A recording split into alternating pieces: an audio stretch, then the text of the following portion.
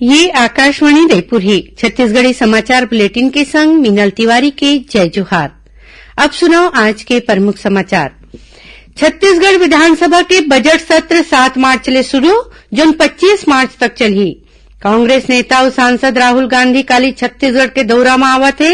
ये बेरा में राजीव गांधी भूमिहीन कृषि मजदूर न्याय योजना के शुभारंभ के संग कतकोन कार्यक्रम में संघरही और प्रदेश के सरगुजा और बिलासपुर संभाग के कतकोन जगह में काली छुटपुट वर्षा होए के हवय संभावना। उन्हें सरगुजा संभाग के 1-2 जगह में करा गिरे के देगे है चेतावनी। अब समाचार विस्तार ले। छत्तीसगढ़ विधानसभा के बजट सत्र 7 मार्च ले शुरू होही। ये संबंध में विधानसभा सचिवालय डहर ले अधिसूचना जारी कर दे गे है। ये सत्र 25 मार्च तक चलही। ये दौरान कुल 13 बैठका होही। बजट सत्र में राज्यपाल के अभिभाषण, वित्तीय कामकाज के संगे संग आने सरकारी काम करे जाही। कांग्रेस नेता और सांसद राहुल गांधी काली 3 फरवरी के छत्तीसगढ़ के दौरा में आवत थे। श्री गांधी विशेष विमान ले काली मंझनिया 12 बजे रायपुर पहुंची और राजधानी रायपुर के साइंस कॉलेज मैदान में राखे गए कार्यक्रम में संघरही। ये बेरा में राजीव गांधी भूमिहीन कृषि मजदूर न्याय योजना और राजीव युवा मितान क्लब योजना के शुभारंभ करही।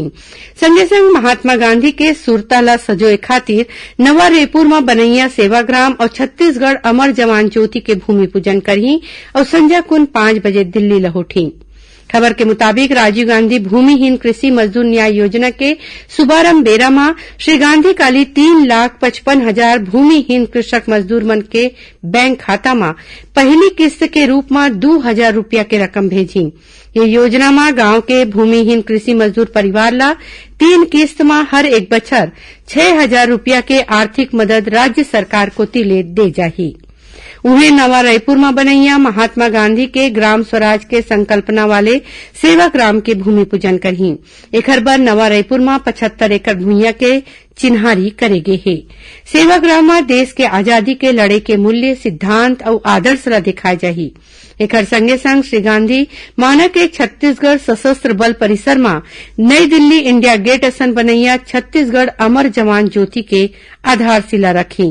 शहीद मन के सम्मान में बनाए जाती ये अमर जवान ज्योति सरलग प्रज्वलित रही। राज्य सरकार ह सरकारी कार्यालय बर हफ्ता में 5 दिन कार्य दिवस के अधिसूचना जारी कर दे है।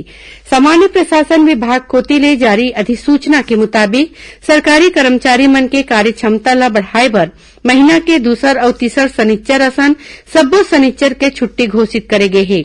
ये आदेश आज ले लागू हुए है। अधिसूचना के मुताबिक मंत्रालय और विभागाध्यक्ष कार्यालय और जम्मू मैदानी कार्यालय में काम के बेरा बिहनिया 10 बजे ले 5:30 बजे तक तय करे गए है। प्रधानमंत्री नरेंद्र मोदी ह कहिन है कि देश ला आत्मनिर्भर और आधुनिक बनाना जरूरी है। ये बखत के केंद्रीय बजट में देश ला आधुनिक बनाए खातिर कतकोन महत्वपूर्ण प्रावधान करे गए है। भारतीय जनता पार्टी कोती ले जनहितैषी और विकासपूर्ण बजट में राखे गए एक कार्यक्रम में श्री मोदी ह कहिन कि पाछू 7 बछर में सरकार के फैसला के सेती देश के अर्थव्यवस्था के सरलग बढ़वार होवत है। प्रधानमंत्री ह कहिन कि 7 बछर पहले देश के सकल घरेलू उत्पाद जीडीपी 1,10,000 करोड़ रुपया रहीस, वो आज करीबन 2,30,000 करोड़ रुपया हो गए है। प्रधानमंत्री बताइन कि बजट में गरीब, मध्यम वर्ग और युवा मन ला ध्यान में राखे गए है। बजट में जैविक खेती के संगे संग किसानी के आधुनिकीकरण में घलो ध्यान दे गए है। साउथ ईस्टर्न कोल फील्ड्स लिमिटेड एसीसीएल के नवा सीएमडी प्रेम सागर मिश्रा पदभार ले ले हैं। बिलासपुर में पत्रकार मन ले गोट बात करत ओमन कहिन कि कोयला खनन क्षेत्र में बने अनुभव होए के बादे ओमन ला एसीसीएल के जिम्मेवारी मिले है। ओमन कहिन कि सरकार कोती ले जौन लक्ष्य दे जाही ओला पूरा करे के प्रयास करे जाही। श्री मिश्रा ह छोटे और मंझोला उद्योग ला कोयला नहीं मिले के सवाल में कहिन कि कोरोना काल के सेती थोड़ीक बेरा बर कोयला के कमी होए रहीस, फिर अब भरपूर मात्रा में कोयला हवय। एती एन श्री कुमार हा बिलासपुर के दक्षिण पूर्व मध्य रेलवे के प्रधान मुख्य वाणिज्यिक प्रबंधन के प्रभार ले ले हैं। छत्तीसगढ़ी समाचार बुलेटिन आप मन आकाशवाणी रायपुर ले सुना था। छत्तीसगढ़ के खबर ले है आपकी वास्ता और खबर के विश्वसनीयता ले है हमार वास्ता। आकाशवाणी समाचार रायपुर के प्रादेशिक समाचार बुलेटिन के संगे संग हमार समसामयिक कार्यक्रम आप रेडियो के संग अपन मोबाइल में घलो सुन सकत हो। आकाशवाणी समाचार फेसबुक, ट्विटर और यूट्यूब में घलो हावय। हमार फेसबुक पेज हरे Chhattisgarh news on AIR, Twitter handle CGAIR news और हमार यूट्यूब चैनल हरे छत्तीसगढ़ AIR न्यूज। तो अब रेडियो के संगे संग आपके मोबाइल के माध्यम ले हम आप तक पहुंचत हैं। छत्तीसगढ़ की हर खबर पर सुनत रहो आकाशवाणी समाचार। अब आगू बढ़बो बांचे समाचार को थी। केंद्र सरकार है अपन कर्मचारी मन बर बायोमेट्रिक उपस्थिति के निलंबन ये महीना के 15 तारीख तक बढ़ा दे है। सरकार है अवर सचिव स्तर ले नीचे के 50% कर्मचारी मन बर वर्क फ्रॉम होम माने घर ले काम करे के मंजूरी ला ये महीना के 15 तारीख तक बर बढ़ा दे गए है। दिव्यांगजन और गर्भवती महिला कर्मचारी मन बर कार्यालय में उपस्थिति ले छूट जारी रही। औषधि कंपनी फाइजर और बायोएनटेक 5 बछर ले कमती उम्र के लइका मन के टीकाकरण बर आपात उपयोग अधिकार मांगे है। फाइजर कंपनी ह कहे है कि वैक्सीन डोज 6 महीना ले 4 बछर तक के लइका बर जरूरी हवय। एखर ले कोविड वेरिएंट के खिलाफ प्रतिरोधी क्षमता बाढ़ी। मंजूरी मिले में फाइजर और बायोएनटेक के टीका 5 बछर ले कमती उम्र के लइका मन बर मिलैया पहली कोविड वैक्सीन होही।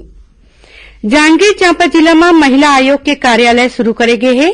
आयोग के सदस्य शशिकांता राठौर है ये कार्यालय के उद्घाटन करत कहिन कि जिला में आयोग के कार्यालय खुले ले माई लोगिन मन ला अब उत्पीड़न संबंधी शिकायत के अर्जी जमा कराए बर रायपुर नहीं जाए बर पड़े। ओखर शिकायत के सुनवाई बर अर्जी जिला में ही जमा कराए जा सकी। राज्य महिला आयोग के अध्यक्ष डॉक्टर किरणमयी नायक माई लोगिन मन के सुविधा बर एला बने बताइन है। रायपुर ले रांची जावत एक यात्री बस आज बिहनिया जसपुर तीर अंते तंते होके पलट गई। ये हादसा में 6 जन यात्री घायल हो गए, जिनमें 1 जन के हालत गंभीर हावय। घायल मन ला अस्पताल में भर्ती कराए गए है। ये घटना जसपुर जिला के दुलदुला थाना क्षेत्र के रायडी गांव के हरय। एती महासमुंद जिला के कोतवाली थाना तीर ट्रक के टक्कर ले फटफटी सवार एक मनखे के मौत हो गए, उन्हें एक आने घायल हो गए हैं। प्रदेश के सरगुजा और बिलासपुर संभाग के कतकोन जगह में काली छुटपुट वर्षा होए के संभावना हवय। उन्हें सरगुजा संभाग के 1-2 जगह में करा गिरे के चेतावनी दे गए है। एकर संगे संग दुर्ग और रायपुर संभाग में घलो गरज चमक संग छींटा बौछार हो सकत है।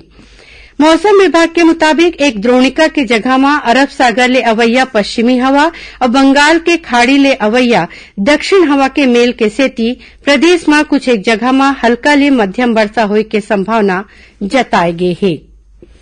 अब थोरकुन समाचार सार में छत्तीसगढ़ के पत्रकार और पूर्व सांसद चंदूलाल चंद्राकर के आज पुण्यतिथि हरय। मुख्यमंत्री भूपेश बघेल आज अपन निवास कार्यालय में उखर छाया चित्र में फूल माला चढ़ा के सुरता करीन। प्रदेश में समर्थन मूल्य में अब तक 21,52,000 किसान मन ले 95,78,000 मीट्रिक टन धान बिसाए गए है। और दुर्ग में चंदूलाल चंद्राकर मेमोरियल कॉलेज कचांदुर के अधिग्रहण के बाद उहाँ ले निकाले गए कर्मचारी मन फिर ले काम में राखे के मांग ला लेके आज ले अनिश्चितकालीन भूख हड़ताल शुरू कर दे हैं। आखिर में प्रमुख समाचार एक घाव फिर। छत्तीसगढ़ विधानसभा के बजट सत्र 7 मार्च ले शुरू, जो 25 मार्च तक चली। कांग्रेस नेता और सांसद राहुल गांधी काली छत्तीसगढ़ के दौरा में आवत है। ये बेरा में राजीव गांधी भूमिहीन कृषि मजदूर न्याय योजना के शुभारंभ के संग कतकोन कार्यक्रम में संघरहीन। और प्रदेश के सरगुजा और बिलासपुर संभाग के कतकोन जगह में काली छुटपुट वर्षा होए के हवय संभावना। उन्हें सरगुजा संभाग के 1-2 जगह में करा गिरे के देगे है चेतावनी। एकरे संग छत्तीसगढ़ी समाचार बुलेटिन इहे सिरावत है। जय जोहार।